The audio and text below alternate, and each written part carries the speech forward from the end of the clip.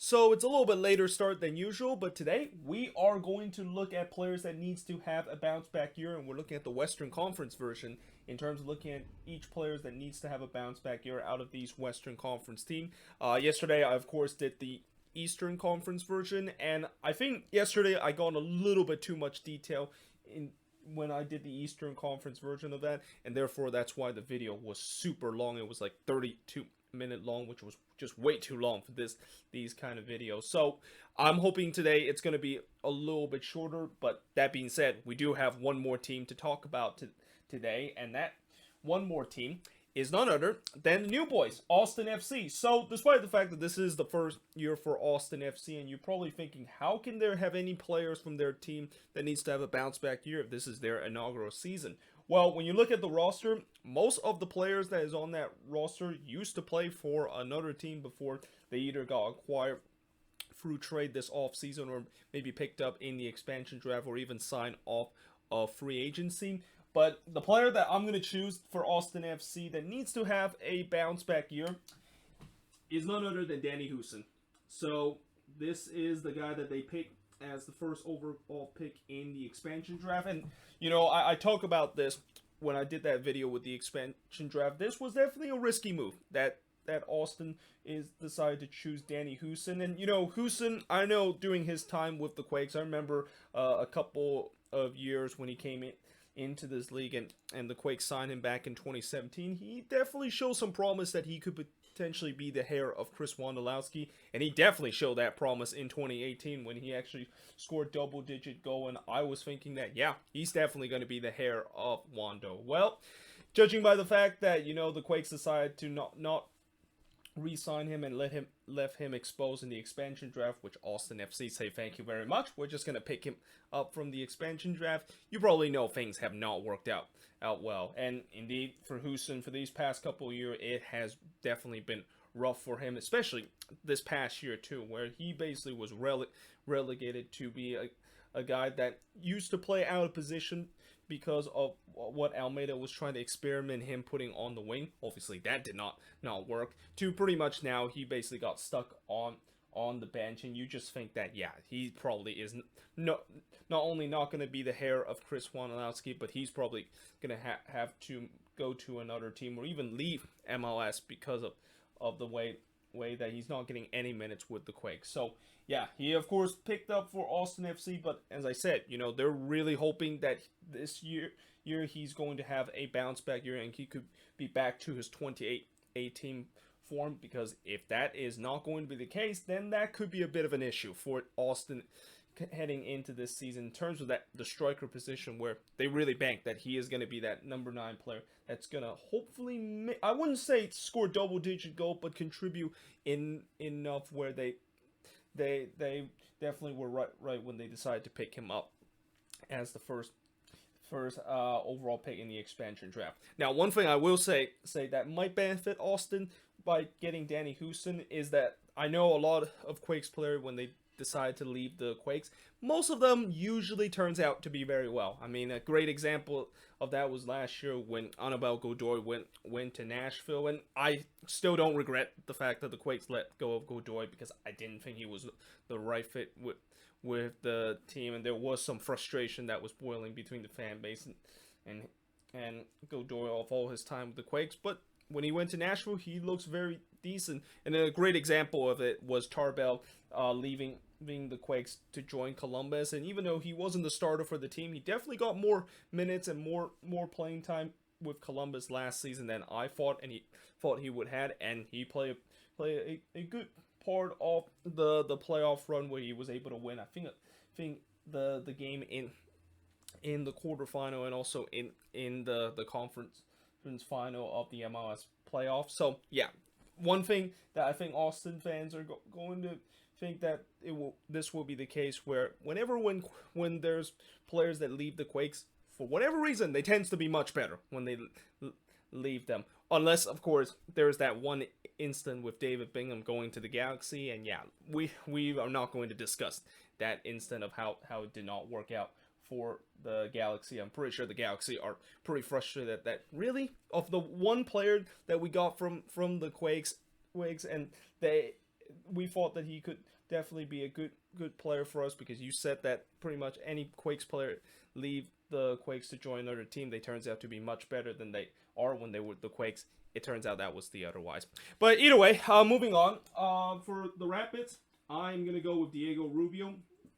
and I believe I picked him as my most disappointing player from the moving forward series, because it was definitely not a great year for Diego Rubio, and I thought that the Rapids were maybe thinking about letting him go, but they of course decided to sign him to a new contract this offseason, which means that they really believe that he can be back to his good form. And that for Rubio, the way that they can reward the way that he can reward the Rapids for giving him a contract extension, and believe that he can still be a decent player, is to have a bounce back year this season with the Colorado Rapids. But moving on, we got Dallas, and I'm gonna say Jesus Ferreira. Now, I was thinking about maybe putting Paxton Palmico, because as I said yesterday, some of the players I'm gonna put here on the board, usually they're gonna have a bounce back year, because last season they suffered a long-term injury that kept them out for the majority of the year. And in the case of Paxton Palmico, he was out pretty much for the majority of the season, and hope that he can have a bounce back year where he's going to once again consider one of the hottest prospects, not just in the FC Dallas team coming out of the Dallas Academy, but also one of the hottest prospect in the league. But really, I think Jesus Ferreira is the guy that I think needs to have a bounce back year. And if he is going to look like what he did in that game against Trinidad and Tobago, where he was by far the best player and won the man of the match award during that game, then I think Dallas would think that he is going to have a bounce back year. But as I said, that game against Trinidad and Tobago, it was a friendly game, and that it was just pretty much the U.S. facing against a Trinidad and Tobago team that was pretty much putting like their D team in that game. So we'll see whether or not, if that game maybe give Jesus Ferreira some confidence that he can get back to form, and especially even during this Olympic qualifying, where I'm assuming maybe he's going to be the starter for this Olympic qualifier coming up in just a couple of days. If he performed well in that qualifier, maybe he can transition into club level form, and Dallas would really hope that of course is the case. Now, moving on to Dallas' main rival, the Houston Dynamo, and their interstate rival. It's going to be Christian Ramirez. And I don't remember, did I put Christian Ramirez as a player that in my moving forward series he was the most disappointing player for the Dynamo? But if I didn't, I probably should have put him there. And that, I think for Christian Ramirez, there's no doubt that he would love to have a bounce back year after last season. I just don't know what happened to Christian Ramirez. Like, he basically went from a guy that was a starter for this team to basically relegated to bench duty, and then basically never really appeared for this Dynamo team ever again for the rest of the season. And for this upcoming season, knowing the fact that Mauro Manotas is no longer with this Dynamo team, it's really between him and Memo Rodriguez in terms of fighting for that number 9 spot. And hopefully, if he is going to have a good bounce back year, he could potentially take that number 9 spot. But yeah, last season, I just don't know what happened, where he just completely fell off the cliff. And in case if Christian Ramirez does not improve with the Dynamo, and maybe he doesn't have a bounce back year, and I know what I'm about to say sounds crazy, but Minnesota, why not take a chance to bring back Christian Ramirez? I mean, I know a couple of years ago there was some bad blood between Christian Ramirez and the front office, where the front office basically gave up on him, and I'm pretty sure Christian Ramirez does not want to go back to the Loons and want to go back to the employee that basically said, yeah, you're no longer good enough for the club, even though you show us some good loyalty by sticking with this club for all this year. But it's not a crazy idea, even if it sounds a little bit crazy, where Minnesota right now, they're in a situation where they need a striker, and bring back Christian Ramirez. And that, I really feel like Christian Ramirez should have never left Minnesota. Like, I understand when he went to LAFC, he wants to get closer with his family, but he eventually kind of wasn't able to get a starting spot there or really play a big role. And then when he got into the Dynamo, we were hoping that maybe this is another fresh start for him, and it turns out that, of course, is the case. And keep in mind, Christian Ramirez, he's 29 years old right now. He's really at his peak of his power, and you wonder maybe with him going back to Minnesota, a club that he's been pretty much for majority of his career, maybe he will have a good reunion and maybe start to find the good form that he has. Because I know for sure when he was with Minnesota in the first 2 seasons when the Loons were in the league, he was an absolute amazing number 9 for this team, and it's just such a shame the fact that we decided to let him go to LAFC just a couple of years later. But yeah, moving on, we got Sporting KC, and I'm actually going to go with Alan Pulido for this one. Now, I could have easily gone with one of the defender for Sporting KC because the back line for Sporting KC last year was a revolving door. Like, besides Puncic and Zuzi, that was a regular feature for Peter Vermeer's team. They basically gone with so many different center back that was partnered with Puncic and gone with so many different fullbacks that is not named Graham Zuzi's, and some of them are not even on this team anymore. So yeah, in the end, I couldn't really pick any of them. Well, I might have put Puncic as a guy that they signed last offseason, and turns out he was definitely not the guy that they were hoping to bring some stability in terms of the back line. But in the end, I got to go with Alan Pulido, who, again, this is another example where he did not have a bad year last season, but the big issue with Pulido last year was staying healthy and also able to feature with the team when he's not on international duty, because he missed a ton of time last season of whether if he was on the IR and wasn't available for the starting 11, or the fact that he was on international duty. So hopefully Pulido is going to be staying healthy, and maybe Tree won't call him up as often as they did last season, and he can be staying in the starting 11, because I can't tell you how many times I mentioned last year that Pulido means a lot to the Sporting KC team, and he really is probably the best attacker for Sporting KC heading into this upcoming season. For LAFC, or actually, we're going to start with the Galaxy first. But for the Galaxy, I am going to say it's got to be Chicharito. I mean, this one is pretty obvious, and I'm pretty much just going to copy and paste what I say yesterday with Inter Miami, where, when Inter Miami decided to bring Higuain for a big sum of money and he turns out to be a big flop, they better hope this upcoming season he'll turn things around. And the same goes with Chicharito, where there's even some rumors, I think, last season of the fact that he was just so bad for this team that even there was some team in Liga MX, and especially Chivas, was actually maybe looking to trying to bring Chicharito back to the team that Chicharito all started in his career. But obviously the Galaxy decided to kind of hold him on, and if that is a sign where they really trust the fact that he can turn things around, and they don't want to waste the huge amount of money that they had to pay in order to get Chicharito, they better hope that he is going to have a bounce back year. And also, like Sporting KC, I could have easily gone with one of those center backs for the Galaxy, or any of those players in the back line. But as I also said with Sporting KC, the back line for the Galaxy last year was just a revolving door, and some of those players in that back line isn't even part of this team anymore, so I couldn't really pick them as all those players that I think could have a bounce back year. Now let's get to LAFC, and I am going to say Eddie Segura. So Segura last year, alongside with pretty much a lot of players on that back line for LAFC, had a really underwhelming bad season. And again, I could have easily picked one of those players in the back line to represent the player that needs to have a bounce back year for LAFC, and in the end, I decided to go with Eddie Segura, who last year definitely took a big regression last season after in 2019, where he was really one of the star in the back line for LAFC alongside with Walker Zimmerman. And then last year, I just don't know what happened, where he kind of got worse along with the entire LAFC back line, and hopefully this season maybe he's going to have a bounce back year, and that him and Murillo hopefully will form a good partnership in the center back position for LAFC for this upcoming season. But now moving on to Minnesota United, and I'm going to go with another defender, although this is more of a fullback, and I'm going to go with Chase Gaspard. So you would have been surprised the fact that I would have picked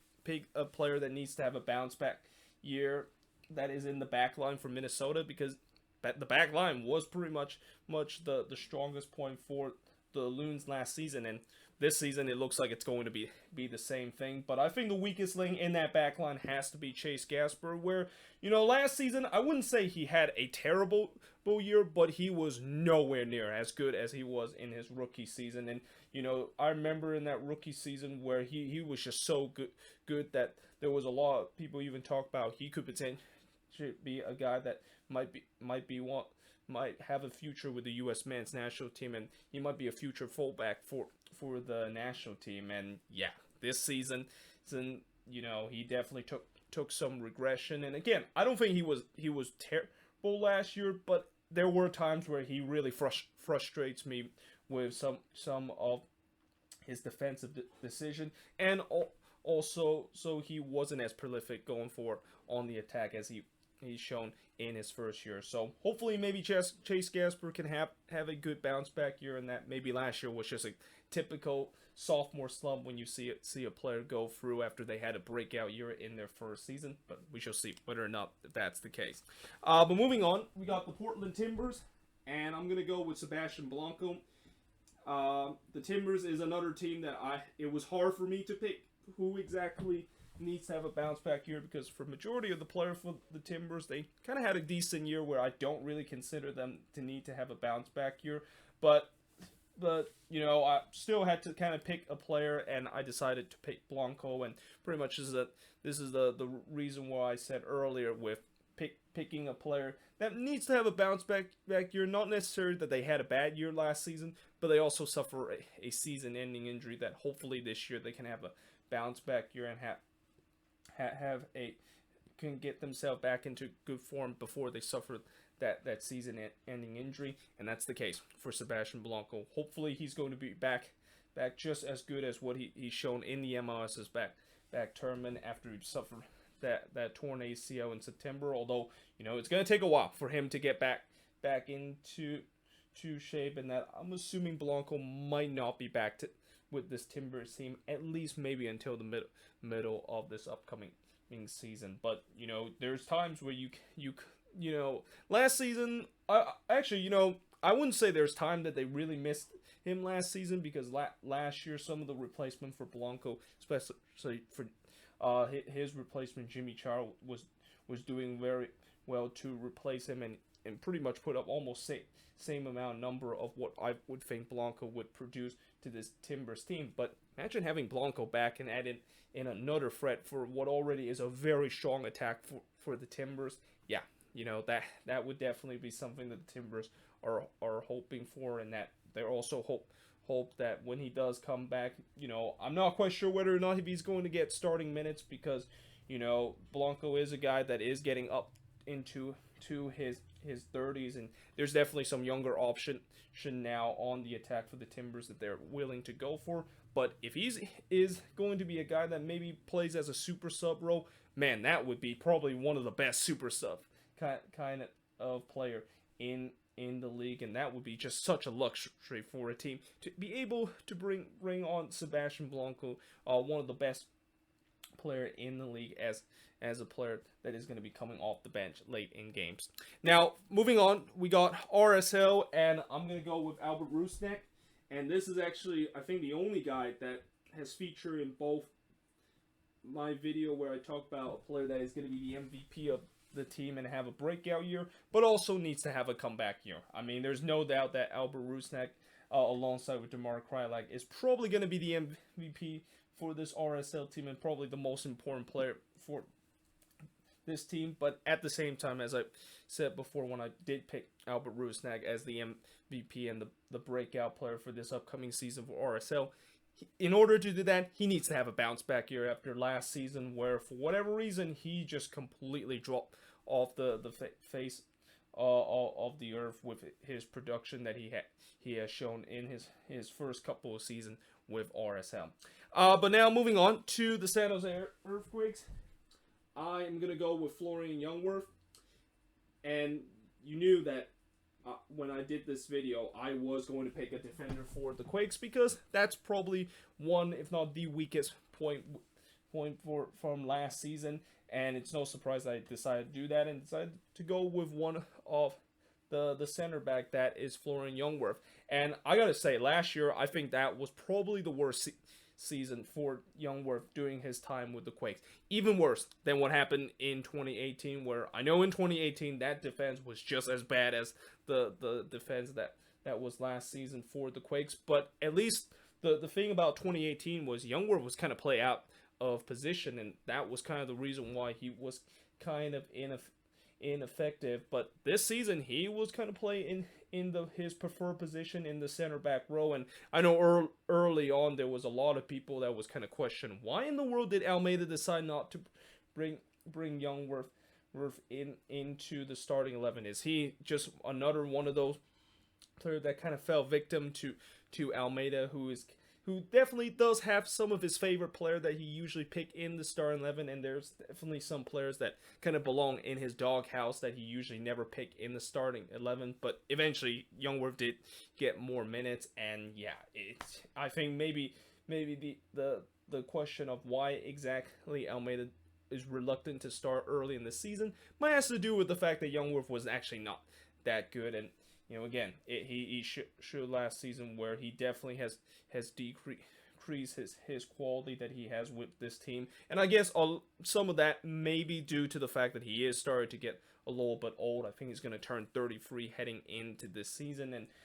when you're a defender and you're getting up to that age, that is kind of right around the time where it's really kind of like right at the twilight of your career, and you're really getting to the point where you're not going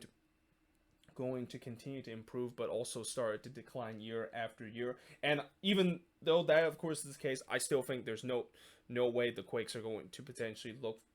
look to trying to get rid of Ljungwirth, at least maybe not until till next off season, or even the off season after that, because Ljungwirth is still one of the more important in this Quakes defense, because he brings the leadership in that back line. But in terms of quality wise, he definitely, I don't know if he's going to continue to improve. I hope he could do so, because him and Allen needs in that back line, in that center back partnership, it doesn't really give me a lot of confidence if Ljungwirth does not improve heading into this season. Now, if he's going to improve and have a bounce back year, then I definitely do have a little bit more confident in terms of that back line. But we shall see whether or not if Ljungwirth is going to have a bounce back year. Although at this case, I am hoping he is going to have a bounce back year and will look like a player that he was back in 2017, where when he first arrived with the Quakes, he was probably one of the best defender that we had, and we thought that he was going to be kind of like that Victor Bernardus replacement, and in some way he kind of is and has done well with this team. But last season that was just not the case, where he just had a relatively rough season. But moving on, we're going to go with the Seattle Sounders, and this is the team where I said in the last episode where I am going to put one team where I'm going to put no one on there. And for the Sounders, originally I was going to go with Jovan Jones if he did decide not to go to Inter Miami, because obviously Jovan Jones, what happened last season, especially in the second half of the year where he completely fell off the cliff, you just wonder maybe this year he needs to, of course, have a bounce back year and maybe have a year that he, or maybe he would look a little bit like the Jovan Jones in the first half of the season, where he was relatively decent for the Sounders team. But obviously now I can't pick him because he went to Inter Miami. I could have even gone with Gustav Svensson, who last year, he wasn't really a regular for the Sounders. I guess maybe it's because he was suffering some injury or international duty, but he didn't really feature for this Sounders team a lot, and maybe he needs to have a bounce back year because of the fact that he might been unavailable for this team because of injury and international duty's sake. But he's now no longer with this Sounders team too, so I didn't really have anyone I can pick for this team. Now, if you want to talk about playoff version like I did in the Moving Forward series, where I had to go with playoff version for disappointment, because in the regular season there wasn't really anybody for this Sounders team that I say was a disappointment. But in the playoff edition, I would have gone with Jordan Morris, but then we know what happened with Jordan Morris, where it was unfortunate that he suffered that torn ACL. But even if he didn't suffer that torn ACL, if he continued to shine with Swansea City, you wonder, is he even going to come back to the Sounders after his loan is over? So at the end of the day, no one from this team that I can really come up with needs to have a bounce back year. And I guess in some way that pretty much just says how good this Sounders team is. And again, I know this year they're going to definitely miss Jordan Morris and his service in the wing area, but there is no doubt this team is still considered an MLS Cup contender, and they will always find a ways to get themselves as being one of the top three, or even a team that's going to finish second next season, because you can basically have a team that maybe look chaotic coming into the season, and a team that you think just as you think the Sounders are probably going to have a regression kind of year, and they might be going through a transitional period. Somehow, in some way, magically, they find that they're able to pull off a great second half season, or somehow things click on their team, and they somehow finish second in the table and went on to even go all the way to MLS Cup. So there's no doubt that I don't think there's anyone from the Sounders team that needs to have a bounce back year. But now moving on into the last team, and remember how I said earlier I wasn't going to try to make this video long. I just look at the time, and the video is now almost 30 minutes long. But I will of course use the fact that as I said, with me have to talk about one more team in this video compared to the last one, it was always going to be difficult to try to keep it a little bit shorter. But for the Whitecaps, I'm going to go with Maxime Crépeau. Honorable mention will go to Fiobert, who I think last year, he was another player that, it's you usually see with a lot of young player where after they kind of had a breakout year, it's always tough for a lot of these young players to follow that up, and kind of had like a sophomore slump, and that was kind of the case with Fiobert, where he had an incredible season when he break into this Whitecaps team, and then in the second season he basically drop off of quality, and you never would have guessed that he was a player that in the previous season he actually had a breakout year and could potentially be the future number 9 for this Whitecaps team. But in the end, I'm going to go with Maxime Crépeau, because I think he is going to be a guy that is going to be back between the stick and going to be the number 1 goalkeeper, as much as I was hoping maybe Thomas Hassel could get the number 1 spot heading into this season. But no, it's got to be Crépeau after, it's unfortunate that he suffered that broken finger that kept him out pretty much for the entire season after he suffered that in the MLS's back tournament, and now he's going to look to trying to hope for a bounce back year where he's going to look just as good as he was 2 years ago. Like Maxime Crépeau, I think he is definitely one of the best goalkeeper in the league, and it's kind of a shame the fact that he is one of those good goalkeeper that kind of stuck in a team that isn't really a decent team, although the Whitecaps is started to get a little bit better, and as I mentioned, with some of the off-season signing that they made, and if they are going to get that DP number 10, no doubt this Whitecaps team is going to get themselves back into playoff contention for the first time of what kind of seems like forever that they have last made it the playoffs. Like, I think 2017 was the last time they made it the playoffs, and ever since that, they have not even came close to getting back to that point and have been regularly finished at the bottom of the table. But yeah, there you have it. That is pretty much it for all the players from each Western Conference team that I think needs to have a bounce back year. As always, let me know in the comments below what do you think of this video, and if there's any players on this list that you think should have been on the board here, let me know in the comments below. But yeah, hope you guys enjoyed this video. If you do, make sure you guys leave a like, smash the subscribe button, and yeah, I of course will see you guys next time.